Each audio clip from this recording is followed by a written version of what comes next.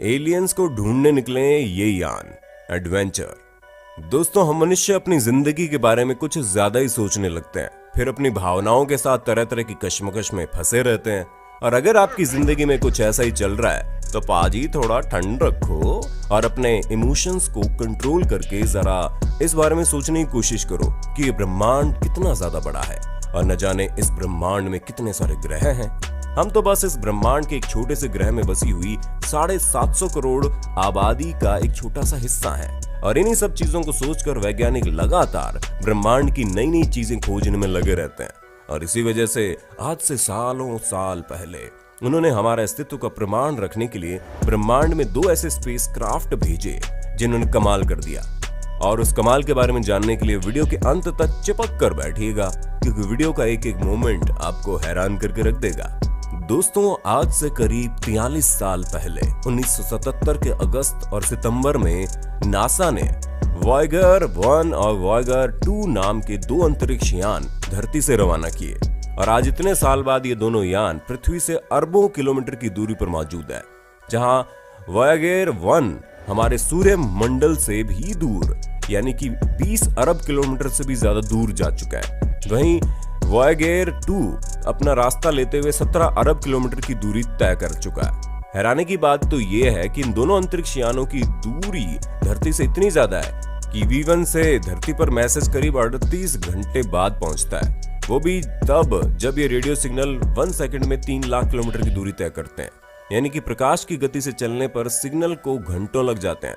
और दोस्तों, अगर हम V2 की बात करें तो वहां से धरती पर सिग्नल आने में 30 घंटे का समय लगता है। पर इन सभी चीजों में सबसे ज्यादा आश्चर्य की बात यह है कि 43 सालों बाद भी ये दोनों यान सही सलामत अपना काम कर रहे हैं, ब्रह्मांड के कई सारे राज पृथ्वी तक पहुंचा रहे हैं। हाँ, वो बात अलग है कि ये दोनों यान अब काफी ज्यादा पुराने हो गए हैं, जिस वजह से इनके काम करने की क्षमता में काफी फर्क आया है। इसके अलावा इनकी तकनीक भी काफी ज्यादा पुरानी है, जिस कारण इन दोनों अंतरिक्ष यान से रेडियो सिग्नल पकड़ने के लिए नासा ने पूरी दुनिया में रेडियो सिग्नल सेंटर लगाए हैं।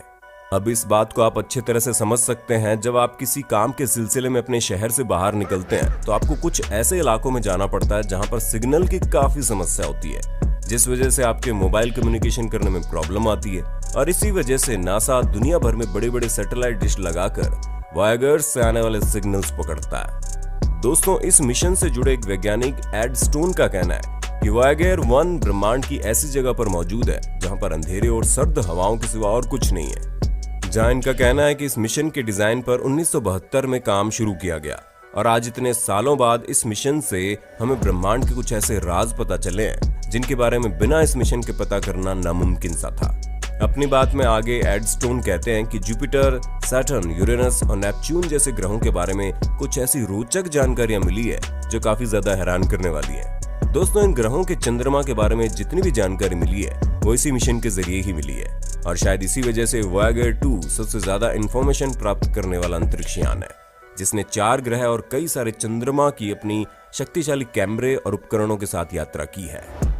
जबकि उस यान में खर्च हुआ पैसा बाकी बड़े बड़े प्रोजेक्ट में खर्च हुए पैसों से काफी ज्यादा कम है। दोस्तों, जब ये प्रोजेक्ट लॉन्च हुआ था तो ग्रामोफोन और उसके LP रिकॉर्ड का जमाना था और इन दोनों अंतरिक्ष यानों को बृहस्पति और शनि ग्रहों की खास जानकारी लेनी थी। ऐसे में इस तरह की स्पेस मिशन के प्रति लोगों की दिलचस्पी बढ़ाने के लिए कुछ तो नया करना था। और इसी वजह से महान एस्ट्रोफिजिस्ट डॉक्टर कार्ल सागन ने दोनों वॉयगर्स अंतरिक्ष यान में सोने से बने खास LP रिकॉर्ड्स रखवाए, जिसका मकसद था कि अगर वॉयगर स्पेसक्राफ्ट कभी किसी अनजान सभ्यता या भविष्य के मानवों के संपर्क में आए तो उन्हें पृथ्वी पर मौजूद जीवन के हजारों स्वरूप और सांस्कृतिक विविधता यानी कि कल्चरल डाइवर्सिटी के बारे में अनोखी जानकारी मिल सके। अब जाहिर सी बात है कि ये कल्चरल डाइवर्सिटी को रिप्रेजेंट कर रहा था। इसी वजह से इन सोने के रिकॉर्ड्स में क्या क्या चीजें मेंशन होनी चाहिए, इसके लिए एक अलग टीम बनाएगी, जिसके अध्यक्ष खुद डॉक्टर कार्ल सागन थे। और जहां डॉक्टर सागन और उनकी टीम ने दुनिया की करीब हर सभ्यता का इंट्रोडक्शन देते हुए सारी तस्वीरें जमा की, जिसमें ब्लैक एंड व्हाइट और रंगीन दोनों तरह की तस्वीरें मौजूद थी। जहां इनमें कुछ तस्वीरों में मैथ और फिजिक्स के फॉर्मूले, सूर्यमंडल और इंसान का DNA, माँ के पेट में पल रहे बच्चे यानी कि गर्भवती महिला की तस्वीर के साथ बच्चे को दूध पिलाती माँ के साथ खाते पीते लोग, और इतना ही नहीं बल्कि कोलकाता में लगे ट्रैफिक जैम से लेकर ताजमहल और चीन की द ग्रेट वॉल चाइना तक को इसमें रिकॉर्ड दर्शाया गया। उसके अलावा दोस्तों, समुद्र की उफनती लहरों, बहती हुई हवा, तड़पती हुई बिजली, पक्षियों का चहचहाना, तेज रफ्तार में चलती हुई रेलगाड़ियां जैसी कई आवाजें रिकॉर्ड की गई। दुनिया भर की 55 भाषाओं की अलग अलग सभ्यता के लोगों के नाम और शुभकामनाएं संदेश भी रिकॉर्ड किए गए। दोस्तों, इसमें हिंदी सहित गुजराती, राजस्थानी, उर्दू, तमिल और कन्नड़ जैसी भारतीय भाषाएं भी शामिल है। उसके अलावा दोस्तों, दुनिया भर के महानतम संगीतकारों और गायकों की संगीत रचनाएं भी इस रिकॉर्ड में शामिल है। और आपको जानकर बड़ी खुशी होगी कि इसमें भारतीय गायिका केसरबाई केरकर का शास्त्रीय संगीत रिकॉर्ड किया गया है। इसके अलावा इस रिकॉर्ड में भूतपूर्व अमेरिकी राष्ट्रपति जिमी कार्टर और संयुक्त राष्ट्र महासचिव कर्ट वॉल्डीन का एक संदेश भी शामिल है। अब इतनी सब चीजें शामिल होने पर आप ये समझ गए होंगे कि ये अंतरिक्ष यान इतना ज्यादा खास क्यों था। दोस्तों, इसमें लगे ग्रामोफोन तांबे यानी कि कॉपर की डिस्क के बने हैं जो करीब 1 अरब साल तक सही सलामत रहे और इनमें किसी भी तरह की कोई खराबी नहीं आएगी। यानी कि अगर हम इंसानों का अस्तित्व कभी खत्म भी हो जाता है तो ये स्पेसक्राफ्ट अंतरिक्ष में घूमता रहेगा, और अगर आने वाले अरबों सालों में कभी दोबारा से किसी आधुनिक मानव को इसके बारे में पता चलता है तो उन्हें हमारे आज की सभ्यता, संस्कृति और तरह तरह की चीजों के बारे में पता चल जाएगा।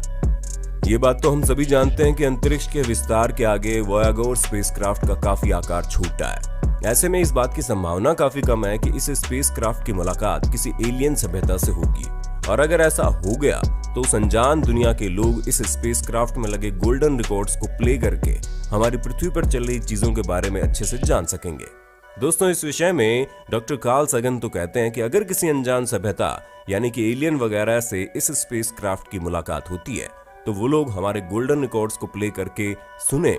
ऐसा तभी हो सकता है जब इस तरह की कोई सभ्यता असल में मौजूद होगी, क्योंकि पुख्ता तौर पर कोई ये नहीं कह सकता कि हमारी पृथ्वी के बाहर भी कोई जीवन बसता है या नहीं।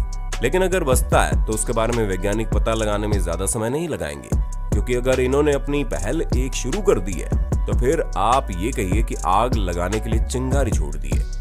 क्योंकि ये दोनों स्पेसक्राफ्ट आज से 43 साल पहले अंतरिक्ष में सिर्फ इसलिए नहीं भेजे गए ताकि ब्रह्मांड के बारे में ज्यादा से ज्यादा जानकारी रखे, बल्कि ब्रह्मांड में भेजा गया मानवता का संदेश भी है, जिस वजह से अगर ये स्पेसक्राफ्ट अंतरिक्ष में बसने वाले किसी दूसरी सभ्यता के लोगों तक पहुंच जाए तो उन्हें हमारी मानवता का संदेश मिलेगा। अब दोस्तों, इस मिशन के बारे में जानकर आप ये समझ गए होंगे कि हम मनुष्यों का विस्तार न सिर्फ पृथ्वी पर है बल्कि पृथ्वी से अरबों किलोमीटर दूर तक फैला हुआ है, जो हमारी मानवता का प्रतीक है। अब ये प्रोजेक्ट इतना बड़ा है तो जाहिर सी बात है इस बात को जानना भी बहुत जरूरी है कि इसकी प्लानिंग कैसे हुई। तो दोस्तों, हम आपको बता दें 70 के दशक के अंत में एक अद्भुत खगोलीय घटना घटी। बृहस्पति, शनि, यूरेनस और नेपच्यून एक ऐसी विशेष स्थिति में आ रहे थे कि किसी एक स्पेसक्राफ्ट की मदद से एक के बाद एक इन चारों ग्रहों के करीब से गुजरा जा सकता था।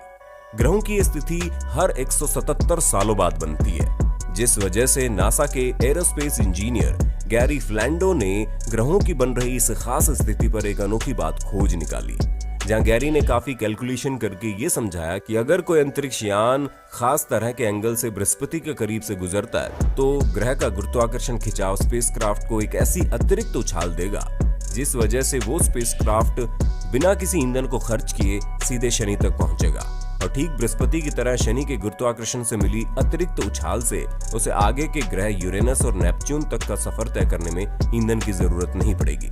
यानी कि बहुत ही कम ईंधन में ज्यादा दूरी को तय किया जा सकता है, और ये आइडिया काफी ज्यादा नया था। इसी वजह से अमेरिका ने एक ग्रैंड टूर की योजना बनाई ताकि इन सभी ग्रहों तक अलग अलग स्पेसक्राफ्ट भेजे जा सके। लेकिन इस योजना का बड़ा हिस्सा रद्द हो गया क्योंकि अमेरिकी सरकार ने इतना सारा फंड देने से इनकार कर दिया। ऐसे में सिर्फ इतना ही फंड मिल सका कि उससे 2 स्पेसक्राफ्ट भेजे जा सके, और यहीं से नासा का वोयागर मिशन पर काम करने का सफर शुरू हुआ, जिसने वो तमाम उपलब्धियां हासिल की जिसके बारे में कल्पना कर पाना काफी मुश्किल था। और जब स्पेसक्राफ्ट को भेजा गया तो इनका झुकाव एक ऐसे एंगल पर रखा गया जिससे कम ईंधन में अच्छी तरह से उछाल मार सके, और ठीक यही चीज हुई जिस वजह से आज हमें ब्रह्मांड के बारे में इतना कुछ जानने को मिल सका है। तो दोस्तों, उम्मीद है आपको सालों पहले अंतरिक्ष में भेजे गए इन दोनों स्पेसक्राफ्ट्स के बारे में जानकर काफी ज्यादा मजा आया होगा। क्योंकि इनका ये सफर वाकई में बड़ा शानदार था। बाकी आपका इस वीडियो के बारे में क्या कहना है हमें कमेंट करके बताइएगा, और ऐसे इंटरेस्टिंग वीडियोस को लगातार देखने के लिए अपने होस्ट और दोस्त सैम के इस चैनल को लाइक, शेयर और सब्सक्राइब कर देना। धन्यवाद।